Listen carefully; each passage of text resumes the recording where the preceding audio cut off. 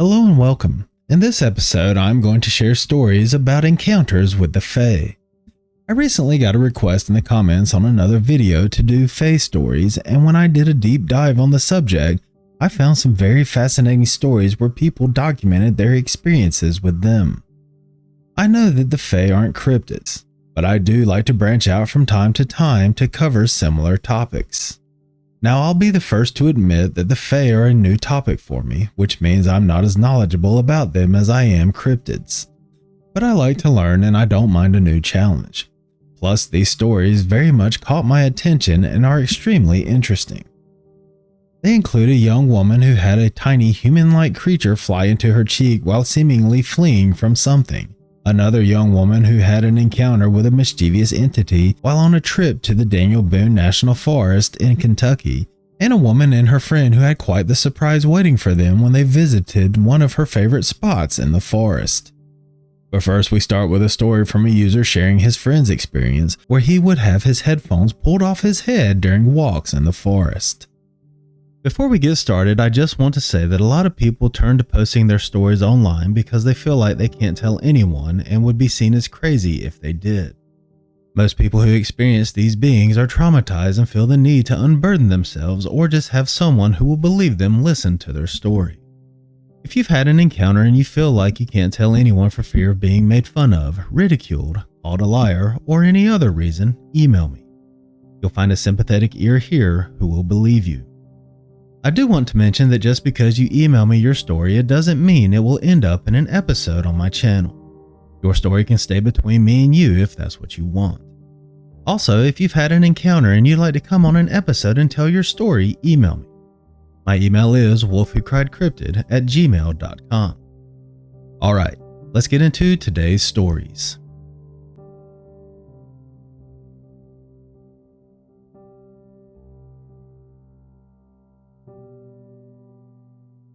The first story of this episode comes to us from a user who shares his friend's experience with a mischievous entity who would mess with him while he was walking in the woods. In fact, he has had multiple encounters not just with this entity but others as well that his friend documents in this story. He knew his friend from the army, and his friend claims to have the unique ability to quote see things that others might miss. Growing up in the woods of New Hampshire, he often spoke of the many entities that inhabited those forests, beyond just the usual plants and animals. He's had multiple encounters, but two particularly stand out. In the mornings when his friend would rise early, or in the evening when he would be outside until dusk, he would catch a glimpse of a woman peering out from behind the trees. And this wasn't a one-time occurrence. It happened frequently. However, every time he investigated, there were no signs anyone had been there, no footprints, and no disturbance of any kind. In another instance, while wandering through the woods near a different home in the same state, he experienced something strange. His headphones would be yanked off his head. This happened dozens of times. Each time he would turn around to find the earphones tangled in the branches above, well out of his reach. He tried to rationalize the phenomenon as being the wind, a mischievous squirrel or raccoon, or perhaps they got caught in the branches themselves. Nothing seemed to explain it though. After politely asking whatever was causing the trouble to stop, he finally resorted to cutting down the tree with his hatchet. This decision did not sit well with his father, who was furious about the tree being cut down. I'll be the first to admit, just as I mentioned in the intro, that I know very little about the Fae other than what I've seen in books, movies, and other media, which can be very misleading as I found out when it comes to the supernatural and cryptids in general. But as I ventured down the cryptid rabbit hole, I've discovered that there are a lot of things happening in this world that can't be explained by conventional means. Now, I'm not saying that the Fae are cryptids, they seem to be something else entirely. But when it comes to creatures and beings that aren't supposed to exist, they definitely fall into the same category. As far as this encounter goes, to be outside and see someone peeking around a tree just to go look and find no evidence it was even there would be baffling. Like most, I would probably start to question my sanity, but then for him to have his headphones repeatedly pulled off while walking only adds to the validity of his experiences and further confirms something was out there messing with him. I would be curious what went through his mind when he turned to find his headphones tangled in the branches well out of his reach. What do you think about this story? And what would you do if your headphones ended up in a tree when no one else was around?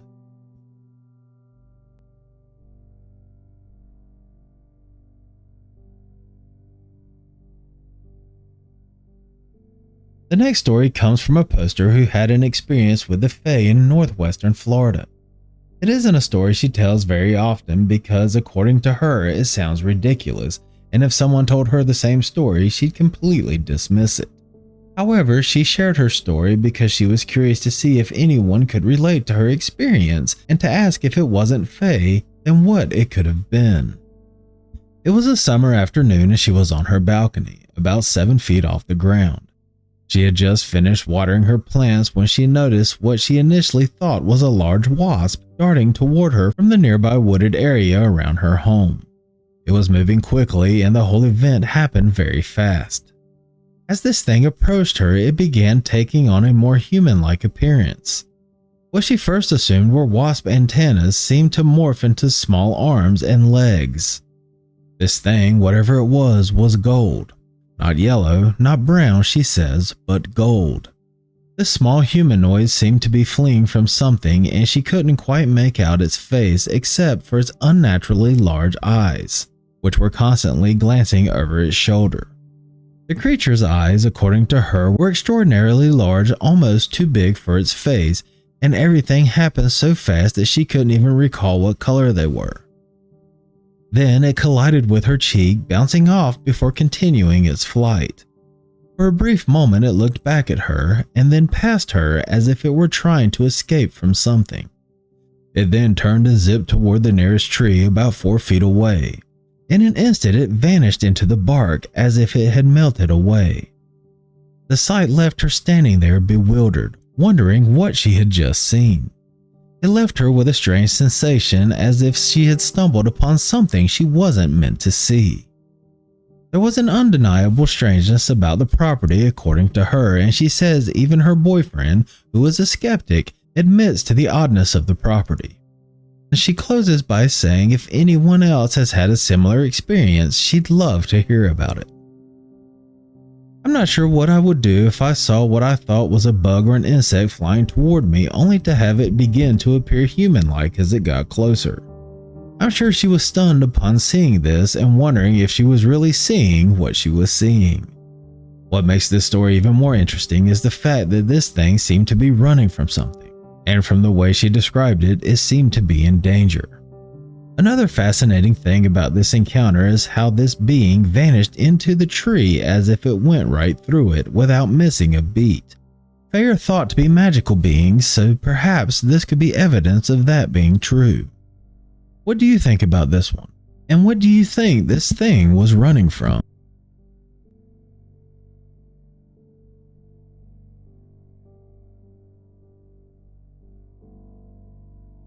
The next story comes from a poster who had a strange encounter while on a trip to Kentucky.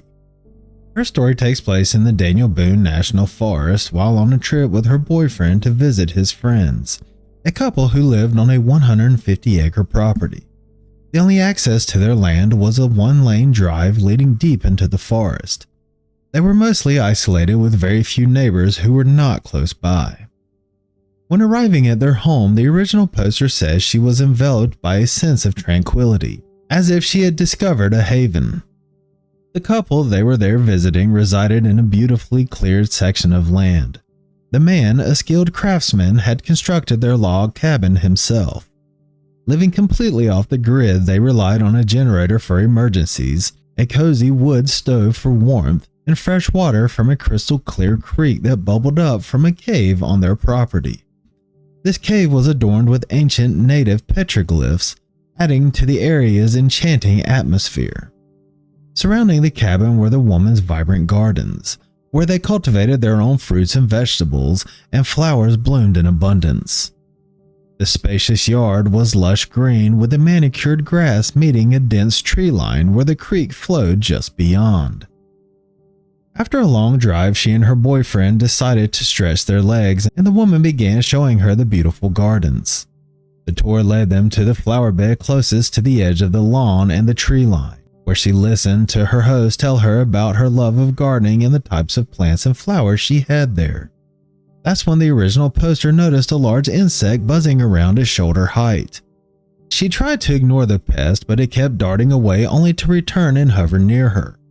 When she finally turned to face it, she gasped in surprise. It was a tiny creature hovering right beside her, with short dark hair and clothes resembling leaves in vibrant green. His wings were rapidly flapping, reminiscent of a hummingbird. As she stood there utterly stunned, he raised his hands to his ears, squeezed his eyes shut, and let out a raspberry before darting away. At this, she couldn't believe her eyes, and she mentions here that she was completely sober at the time. Turning to her host, the woman noticed her expression and asked if she had seen one of their fairies. Then she told her that she would be able to see the lights that night. And when they settled on the front porch that evening, the far lawn lit up with lights that danced in the grass, floated into the air, and then dropped back down. They weren't fireflies, and it was unlike anything she had ever seen before.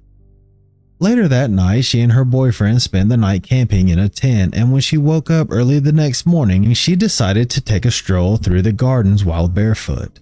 As she admired the blooming flowers, splashed around in the creek, and explored, she stumbled upon a perfectly shaped fairy circle nestled in the grass. Her post ends with her saying that she's encountered many strange things in her life, but her experiences at the couple's home was truly magical. Also, she believes the couple who owned the land infused it with so much love and respect that it invited a magical presence to their home.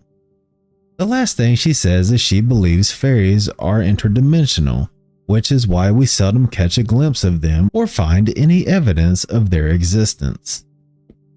They are oftentimes thought to be mischievous creatures, and this story points to that, with the being blowing a raspberry at the original poster before darting off.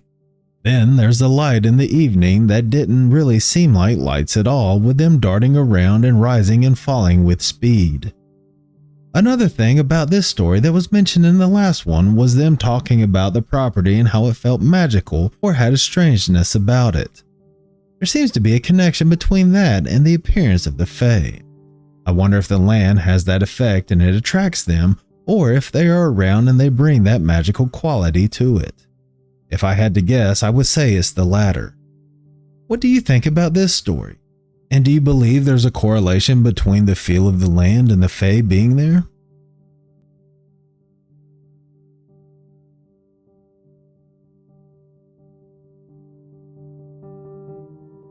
The final story of this episode comes to us from a poster who had some strange experiences in an area of the forest they frequented.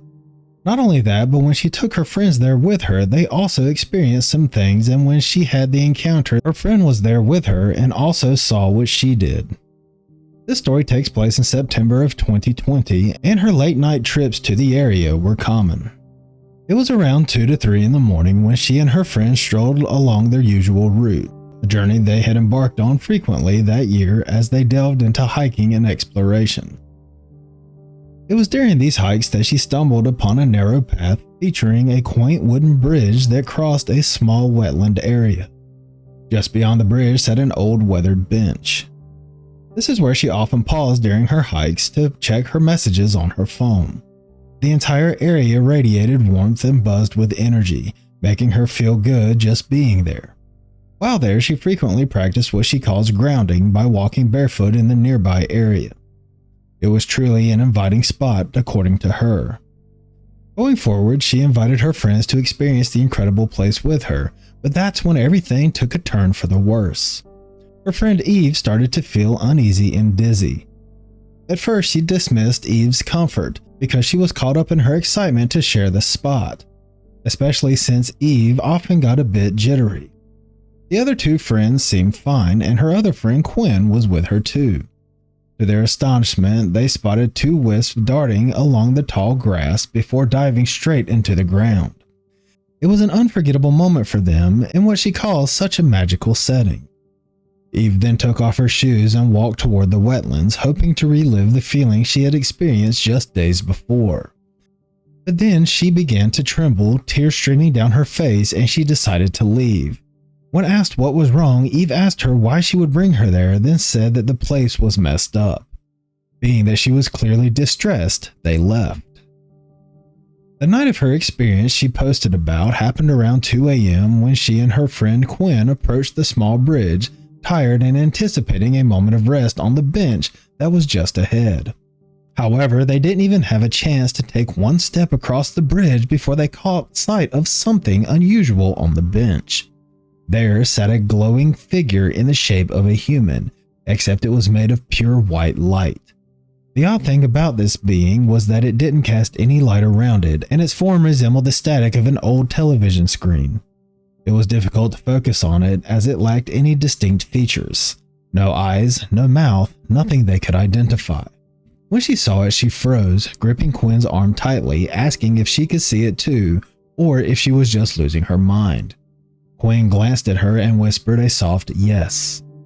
A wave of terror washed over them, and she found herself wondering what on earth this thing could have been. Her mind was racing, and her initial thought was it could have been a full-bodied fae from legend and lore.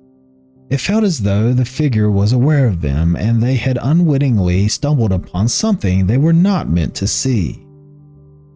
On multiple occasions, she has attempted to revisit that location, but each time an intense wave of panic and fear washes over her to the point of having panic attacks. She says anxiety isn't something she usually deals with. She ends by saying she's at a loss over what happened. If her friend hadn't seen this thing, she probably wouldn't have been sharing her story.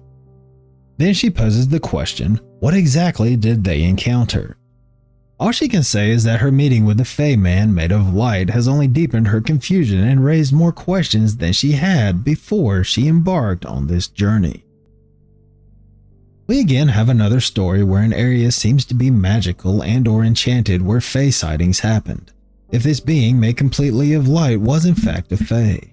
Now I mentioned earlier that I am new to this topic, but being that the last story featured beings that glowed at night while darting around, it isn't out of the realm of possibilities that the being sitting on the bench that night was a Fey. I'm pretty sure a wave of terror would have come over me as well upon seeing something like this, as I'm sure it would for most people. To see something as unexpected as that would be pretty wild to say the least. I always say it's good when someone has a friend or another person with them during an encounter because oftentimes people question their insanity and or think their mind is just playing tricks on them. But to have someone else there with them and for them to see what they're seeing as well can be reassuring that they aren't losing their minds or anything else similar. At the end of her post, she even says that she probably wouldn't have shared her story if her friend wasn't there to see this entity too. What do you think about this story? What would you do if you went to one of your favorite spots to find a surprise like this waiting for you? And that's going to do it for this episode. I hope you enjoyed these stories. If you'd like to hear more stories like these and other types of cryptids, make sure to subscribe to the channel. If you want to send me your story, I'd love to read it. My email is wolfwhocriedcryptid@gmail.com. I will also put it in the description below. With your permission, I may want to use it in an episode. Even if you'd prefer that I didn't share your story on my channel and just want someone to listen, email me. We can privately talk about your encounter. And please remember to keep it civil in the comments section. No one deserves to be ridiculed whether they believe or not. Thank you for listening. I'll catch you at the next episode.